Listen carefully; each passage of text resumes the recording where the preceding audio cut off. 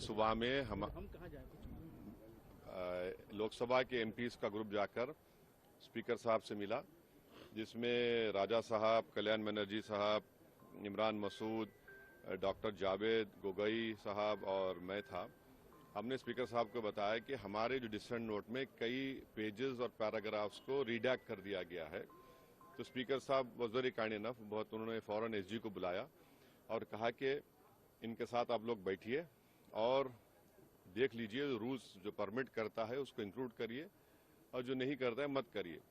तो हम लोग बाद में पार्लियामेंट लाइब्रेरी में पूरे लोकसभा एमपीज बैठे और हमने अब बताया कि जो पोर्शंस को रिडैक्ट किया गया है, जो रूल्स के खिलाफ नहीं, उसको इंक्लूड करना चाहिए। तो हमारे जितने एमपीज थे वहां पर, उनके डिसीजन रिपोर्ट सर हम बैठे और तकरीबन जो पेजेस या लाइंस या पैराग्राफ रिडैक्ट थे वो इंक्लूड हो चुके हैं और स्पीकर ने कहा कि 2 बजे इसको लोकसभा में पेश किया जाएगा। तो मुझे उम्मीद है कि जो हमारी जो मीटिंग स्पीकर साहब के साथ हुई और सब्सिक्वेंटली जो जॉइंट वर्किंग कमेटी के जॉइंट सेक्रेटरी के साथ हुई, हमारे जो एतराज़ात थे उसको इंक्लूड कर लिया जाएगा। हाँ, जो पैराग्राफ्स में कमेटी के वर्किंग के ऊपर एक्सप्रेशन है वो तो रूल के खिलाफ है, उसको नहीं इंक्लूड किया जाएगा।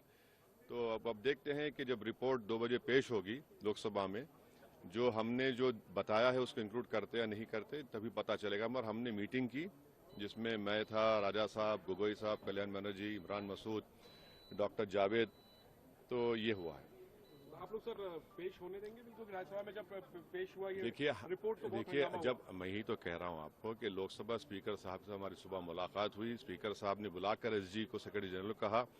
उसके बाद पार्लियामेंट की लाइब्रेरी में हम तमाम लोकसभा मेंबर जो स्पीकर साहब से मिले, वहां बैठे, ज्वाइंट सेक्रेटरी से बातचीत की और जैसा मेरा जो था, मेरा बता रहा हूं आपको, जिसमें कम से कम 8 से 10 पेजेस मेरे रीडैक्ट थे, उसमें से मेजर इंक्लूड हो चुका है। जो कमेटी के ऊपर एक्सपर्शंस था उसको इंक्लूड नहीं कर सकते, ठीक है। हमने कहा भाई जो दूसरे चीजें जो थी, जो फैक्चुअल है, उसको तो इंक्लूड करना चाहिए। तो उसको उन्होंने कहा कि ठीक है, उसको इंक्लूड करेंगे। सर